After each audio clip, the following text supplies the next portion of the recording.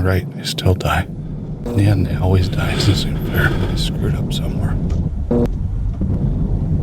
Quit thinking about it and quit thinking about it. Why are you doing this to me, God? Why am I this messed up? I'm always seeing this. Can't stop this.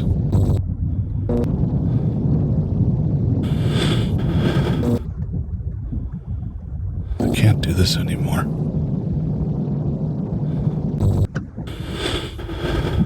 I screwed up. Should I just end it? Are you okay, Dad? This isn't fair. My name's Scott Geiselhart. I've been diagnosed with PTSD and depression 4 years ago. I'm a firefighter for 22 years. As a firefighter, we went out on a lot of bad car accidents, and we used the jaws of life to cut people out of cars. And as a firefighter, I was taught that we're going to see these scenes, and it's okay to feel things, but we didn't cause the accident, so it's not anything we should be concerned about as far as letting it get personal. Well, it started getting personal when I started having nightmares and flashbacks and anger, and I was drinking a lot. And I actually ended up turning to meth as a coping mechanism so I wouldn't go to sleep and have the nightmares.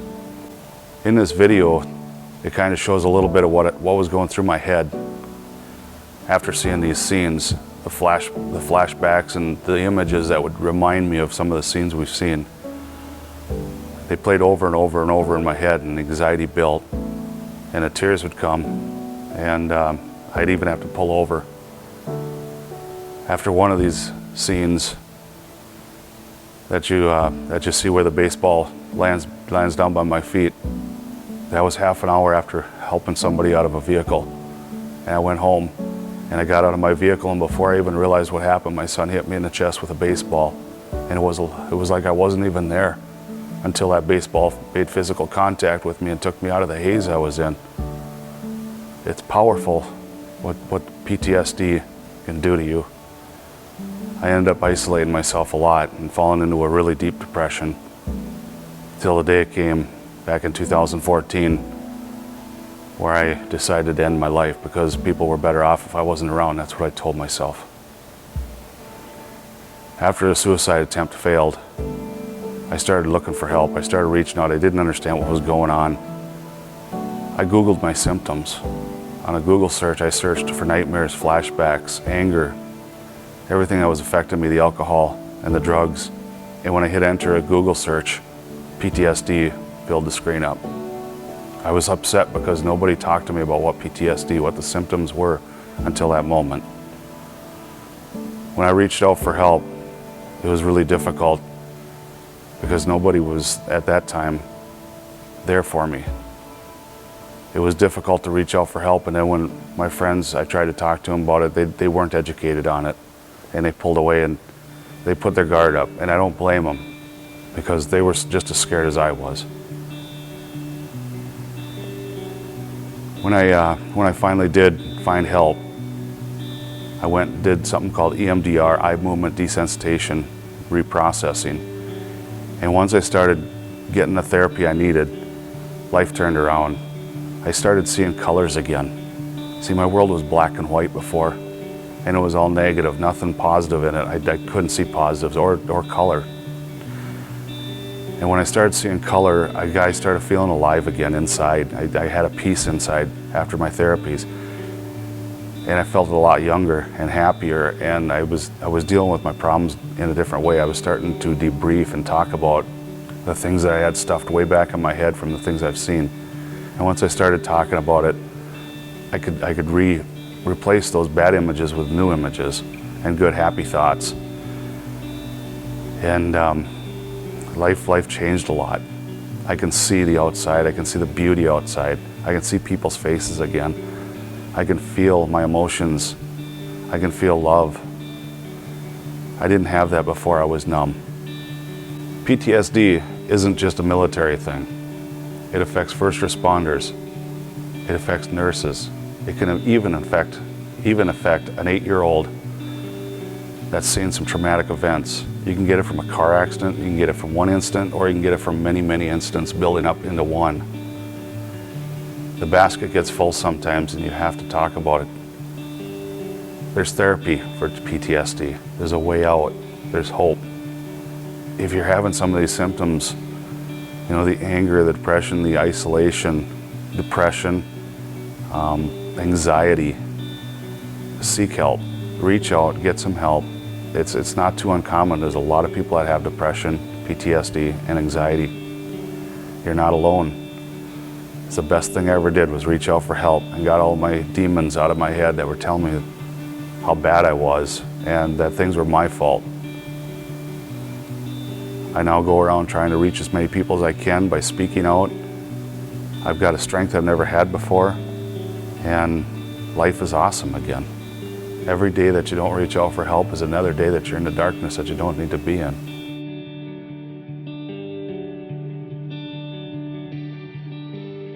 When we talk about what is a traumatic event, I find it really important to talk with the people that I work with about the fact that a traumatic event is really defined by the person that experiences it. So what we look at really is the symptoms that arise or maybe don't arise after the traumatic event happens, more so than what the event was for the person. Some folks might go through a traumatic event and not develop symptoms, whereas others might with that same issue. And so what we look at is, how does this affect you after you've walked through this? Many times we think it's related just to military experiences. However, what we know a traumatic event could be are many different things. It could be the engagement in the material that you work with every day, such as first responders, nurses, social workers. It could be a natural disaster. It could be an illness. It could be interpersonal violence. It could be abuse or neglect. It could be many different things that a person might experience through their life. And what we look at is, how did this resonate with you? What was the effect? How is this experience affecting your day-to-day living? And then we go from there.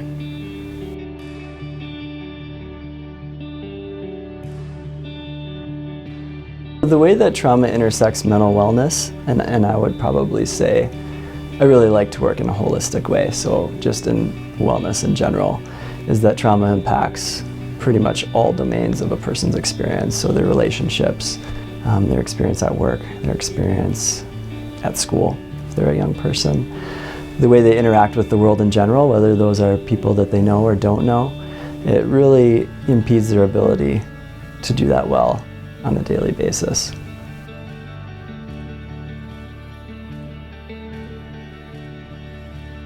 What some folks might find after a life-disturbing event or over chronic or complex trauma is they might find that they have flashbacks or intrusive memories, frequent nightmares or disturbing dreams at night.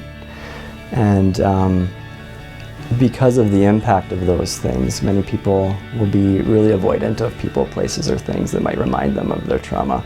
And so they do everything in their power to try to avoid those things that could give them a trauma reminder, that could launch them into a flashback or an intrusive memory or some sort of difficulty that way. What folks will also find is that they have a shift in how they look at themselves in the world. So it's not uncommon for people with trauma to blame themselves or carry responsibility for the trauma happening. They might start to see the world as unsafe, even their loved ones and people they've known for a very long time. They might have a really hard time trusting in those relationships now. They might find that they're disengaged or detached from relationship. They might find that it's hard to remember significant parts of the trauma that they've experienced, and so they might have some gaps in their memory around that experience. They might find that it's hard to fall asleep at night. Increased irritability or anger, difficulty concentrating. They might find that they're hypervigilant, and so they're always looking out for danger around every corner. Their startle response might be different, and so when they hear a loud noise or a bang, they might jump a lot easier than they used to. Those are some of the common themes or symptoms someone might experience when they've had a trauma.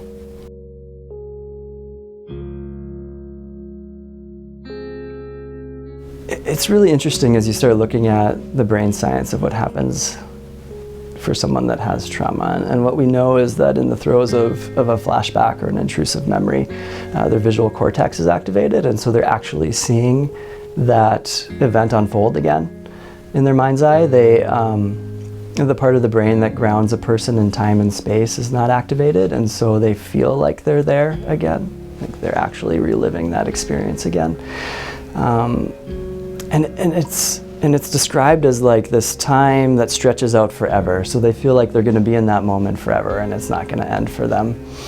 The other part of the brain, called the Broca's area, that's responsible for communicating an emotional experience, is shut down as well, or limited or impaired, and so it's hard to describe what's happening. They have a hard time describing that emotional experience. And in that flashback, the brain also activates that fight, flight, or freeze response again, and so they may have an increased heart rate, their breathing rate's going to change, their muscles are going to prepare themselves to fight or flight or freeze. And so they have a whole physiological arousal with their nervous system.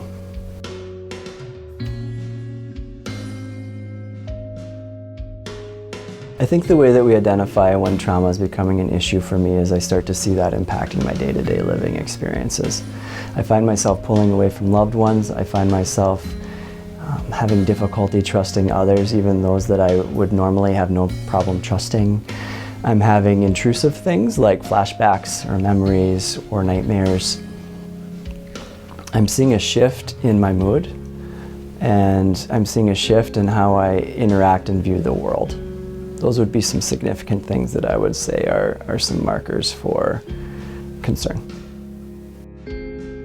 I think there's a belief in our culture that time heals all things, and with trauma we just know that that's not necessarily the case.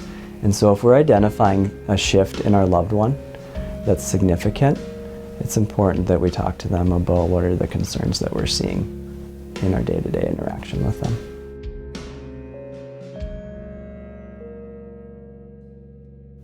Sometimes it feels like this trauma thing is going to last forever. And I want you to know you're not alone, that that's a really common experience, especially when we start looking at the brain science of what happens with trauma. And so it's not uncommon for folks to feel depression and hopeless, that this thing's not going to ever end, and is this going to be the rest of my life? And I want you to know that you've made it through 100% of your worst days. And I want you to know that there's a caring professional and there's a caring network out there for you that wants to help you feel better and wants to help you in your recovery.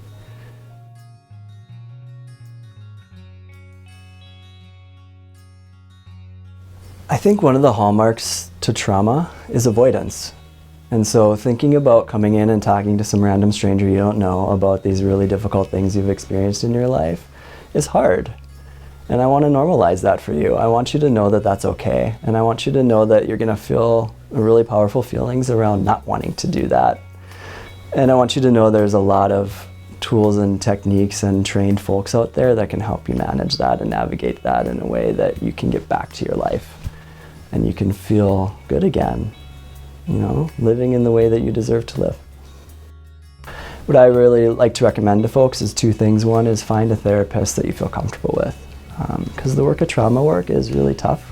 And if you're really not resonating or engaged with your therapist, it can make it even more difficult. So find someone that you fit with. And I think that's a really important part of the equation. I think the other thing is not every evidence-based practice is going to be a great fit for every person either. So talk with your therapist about what makes sense, and talk about your options and get your options, and then find the one that works for you. A couple options to treat trauma are EMDR, which stands for eye movement desensitization and reprocessing, and TFCBT, which stands for trauma-focused cognitive behavioral therapy.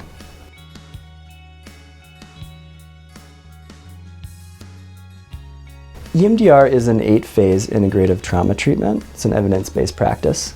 It is a trauma treatment that, through the use of eye movements or other tools that we have, it helps facilitate the brain's ability to reprocess and integrate information that's been stored dysfunctionally. Trauma memories aren't encoded in the same way that a non-trauma memory is, and so it's chunked up, it's fragmented, it's disintegrated. And EMDR helps the brain to reintegrate and reprocess that information in a way that helps reduce the bodily sensations that a person feels when they feel activated by trauma. It helps to limit or desensitize the yuck that comes with remembering that trauma. It helps to increase self-worth and self-esteem. And it helps to create meaning. And we are meaning-making creatures. And trauma really disrupts the ability for folks to make meaning in their life. And so EMDR helps to facilitate that process of healing.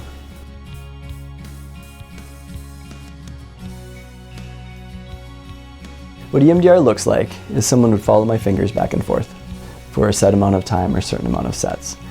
Then I have them take a break, they take a deep breath in, and then I ask them, well, what are you noticing now? And they report what they're noticing, and then I tell them, all right, go with that. And we start another set of eye movements.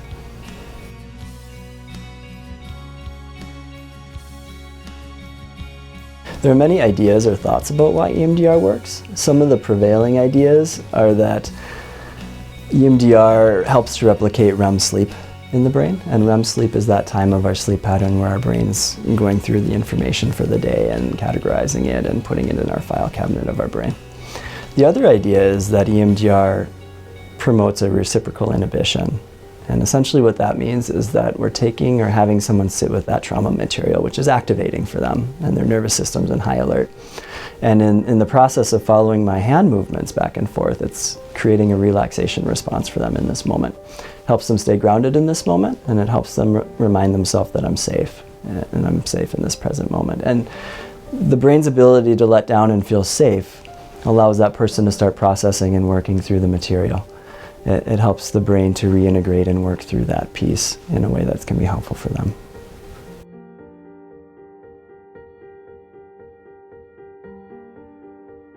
Trauma-focused cognitive behavioral therapy is an evidence-based practice for young people. It's for those aged 18 and younger. It's a model that pairs the power of cognitive behavioral therapy and a trauma-focused model.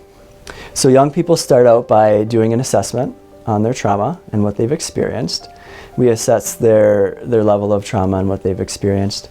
And then they go into a model with the practice acronym, and what practice stands for. P stands for psychoeducation. So we talk about what is trauma and how does it affect my day-to-day experience. We then go into relaxation, which is we talk about different things to help relax the body, because there's a lot of physiological arousal that happens in trauma. We next talk about affect modulation. So how do I regulate my emotions when I'm activated? What would that look like? We talk about cognitive coping, which is the power of that CBT model of thoughts, feelings, and actions. We then go into what's called the trauma narrative, and that's where we look at and explore the trauma experience for that young person, and they create their own book, and they write a story about their narrative, and we work through the trauma parts in that narrative together.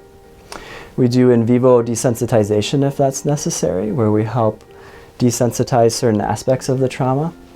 We do what's called a conjoint witness, and part of the power of this model is we work with a caregiver or someone close to them in conjunction with the young person. And they read their story to this person, and they work through it with this person, and this person is a cheerleader and a support and there to help them, guide them along the way. And then we end with enhancing resilience or enhancing safety. And what we know about people that have experienced trauma is that they're at a higher rate of re-experiencing trauma. And so we talk a lot about, okay, I've learned all this stuff, I've made some good meaning out of my experience, and I'm moving forward in a healthy way. How do I keep myself safe, and how do I keep myself moving forward in a great way?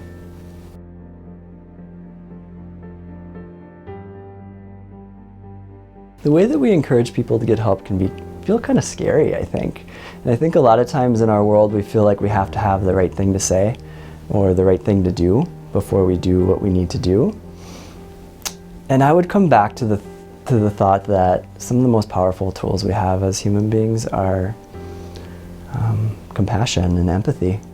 And I think if we can meet someone with compassion and empathy and say, hey, I love you and I care about you, and these are some of the things I'm seeing, what do you think? I'm here to help, I'm here to listen. I'm not going to have all the right words, but I don't have to, and that's okay, and I want to help you see yourself feel better. I want to see you get better.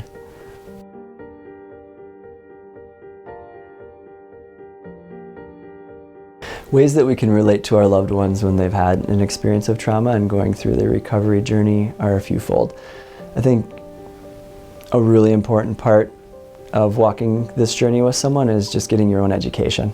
What is post-traumatic stress? What are the common signs and symptoms? What are the concerns? How might a person react in certain ways, and what can be expected or what is common? And then applying that knowledge to your loved one, because what we know is post-traumatic stress isn't going to look the same in every individual. And so we do our best to get some information about what does this look like, what does this mean, what's happening in the brain for them.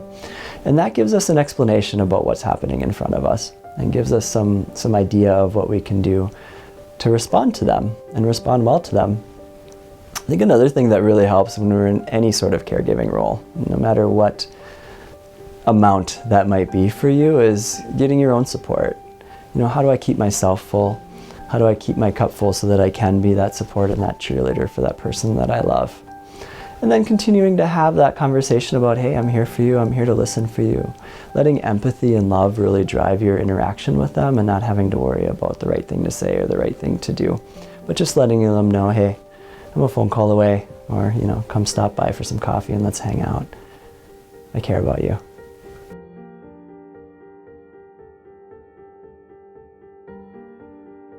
I love giving people good news. And what I have to say is there absolutely is hope for someone with trauma. I have the honor and the privilege of walking alongside people in their recovery journey. And it's just so great to see what can happen when they put themselves into the process and work through this thing. And there's so much hope for you. So much hope.